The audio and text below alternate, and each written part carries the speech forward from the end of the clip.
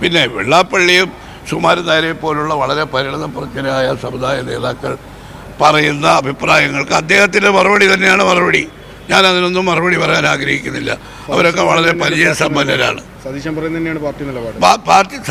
പറയുന്ന മറുപടി തന്നെയാണ് എൻ്റെയും മറുപടി. സജി ചെറിയാൻ്റെ പരാമർശം തനി വർഗീയ വികാരം ഉണ്ടാക്കുന്നതാണ്. അദ്ദേഹം തീർച്ചയായിട്ടും ഈ മലപ്പുറം ജില്ലയിൽ നേരത്തെ തന്നെ പലരും നടത്തിയിട്ടുള്ള പരാമർശങ്ങൾ അവിടെ ജയിച്ച ആളുകളെ നോക്കിയാൽ അറിയാം അല്ലേ എന്നല്ലേ അദ്ദേഹം പറഞ്ഞത്.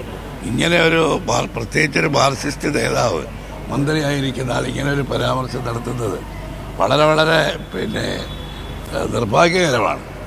AK ബാലൻ്റെതുപോലെ ആയിപ്പോയി.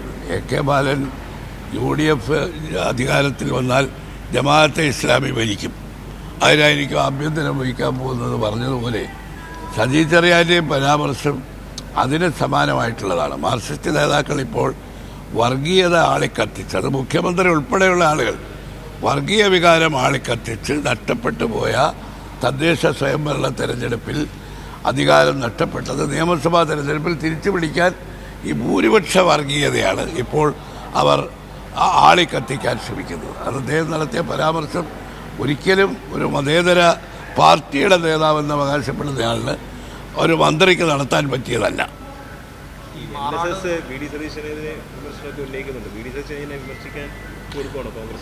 അതല്ല, വി ഡി സതീശൻ്റെ നല്ല മറുപടി വന്നിട്ടുണ്ട്. അദ്ദേഹം ഞാനും കൂടി പങ്കെടുത്ത യോഗത്തിൽ, ഞാൻ ആ യോഗത്തിലുണ്ടായിരുന്നു. ഈ നമ്മുടെ കാന്തപുരം അബൂബക്കർ മുസ്ലിയാരുടെ ആ യാത്രയുടെ സമാപന പരിപാടിയാണ് മുഖ്യമന്ത്രി അവിടെ നടത്തിയത്. രാഷ്ട്രീയ പ്രസംഗമായിരുന്നു. 54 മിനിറ്റ് മുഖ്യമന്ത്രി കേരളത്തിൽ വർഗീയ കലാപം ഉണ്ടായിട്ടുള്ളതെല്ലാം UDF ഭരിക്കുമ്പോഴാണ്. LDF ഭരിക്കുമ്പോൾ ഇവിടെ ഒരു വർഗീയ കലാപം ഉണ്ടായിട്ടില്ല. അതുപോലെ തന്നെ വർഗീയമായിട്ടുള്ള ഒരുപാട് കാര്യങ്ങൾ അദ്ദേഹം അവിടെ പറഞ്ഞു. അതിന് സതീശൻ ആകെ ഒരു മറുപടിയേ പറഞ്ഞുള്ളൂ. സതീശൻ വർഗീയതയെ എതിർക്കുന്നതിൽ ഇരട്ടത്താപ്പ് പാടില്ല. ആ ഒരു അദ്ദേഹം നേരത്തെ പറഞ്ഞതാണ്. വെള്ളാപ്പള്ളിയെ അദ്ദേഹം കാറിൽ കയറ്റിക്കൊണ്ടുപോയത് അത് അദ്ദേഹം പേര് പറയാതെ അദ്ദേഹം പറഞ്ഞത് വർഗീയത പ്രചരിപ്പിക്കുന്നവരെ പ്രോത്സാഹിപ്പിക്കുകയും അതേസമയം വർഗീയതയ്ക്കെതിരായി ഇതുപോലുള്ള യോഗങ്ങളിൽ പറയുകയും ചെയ്യുന്നത് ഇരട്ടത്താപ്പാണ്. അത്രയല്ലേ പറഞ്ഞുള്ളൂ. വെള്ളാപ്പള്ളി നടത്തിയ പരാമർശങ്ങൾക്ക് സതീശൻ വളരെ സമചിത്തതയോടുകൂടിയുള്ള മറുപടി, അതിൽ കൂടുതൽ ഞങ്ങളാരും പറയേണ്ടതില്ല. വർഗീയതയെ ഞാൻ എതിർത്തിട്ടുള്ളൂ, വ്യക്തികളെ എതിർത്തിട്ടില്ല.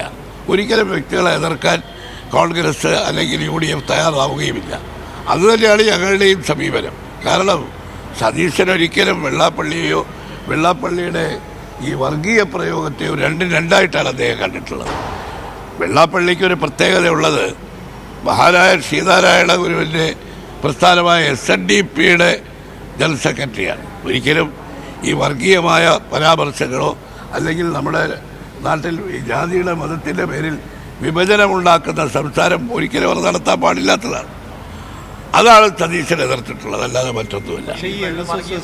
ഇത്തരത്തിൽ വളരെ മോശമായ ഭാഷയിൽ ഈ പ്രതിപക്ഷ നേതാവിനെ ആക്രമിക്കുമ്പോഴും മറ്റു കോൺഗ്രസ് നേതാക്കൾ ആരും എന്താണ് ഒന്നും പറയാത്തത്? അല്ല, അവർ പറയുന്നതിൽ അതേ ഭാഷയിലോ അതേ രൂപത്തിലോ മറുപടി പറയാൻ ഞങ്ങൾ ഒരിക്കലും തയ്യാറായിട്ടില്ലല്ലോ. NSSും SNDPയും ഒക്കെ ആയിട്ട് എല്ലാ കാലത്തും സൗഹൃദത്തോടു കൂടി മുമ്പോട്ട് പോകാൻ ആഗ്രഹിക്കുന്ന പ്രസ്ഥാനമാണ് കോൺഗ്രസും UDFും. അല്ല, പിന്തുണ സതീശൻ പറഞ്ഞതിനോട് ഞങ്ങളെല്ലാം ന്യായീകരിക്കുകയാണ്. കാരണം സതീശൻ വർഗീയതയെ എതിർക്കുന്ന നിലപാടെടുത്തു, അതിനെ ഞങ്ങൾ യോജിക്കുന്നു.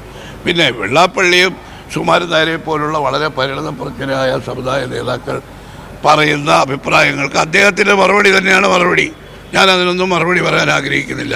അവരൊക്കെ വളരെ പരിചയസമ്പന്നരാണ്. സതീശൻ പറയുന്ന മറുപടി തന്നെയാണ് എൻ്റെയും മറുപടി. ഞങ്ങൾ പാർട്ടിക്കകത്ത് ചർച്ച ചെയ്താലല്ലേ പറയാൻ പറ്റും.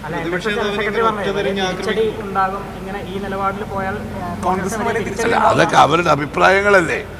സതീശൻ എടുത്ത നിലപാട് എന്ന് പറയുന്നത് വർഗീയതയ്ക്കെതിരെ വിട്ടുവീഴ്ചയില്ലാത്ത ഒരു നിലപാട്. അത് UDFിൻ്റെയും കോൺഗ്രസിൻ്റെയും പ്രഖ്യാപിതമായ നിലപാടാണ്. ആ നിലപാടിൽ അദ്ദേഹം മുമ്പോട്ട് പോകുന്നു, അത്രയേ ഉള്ളൂ.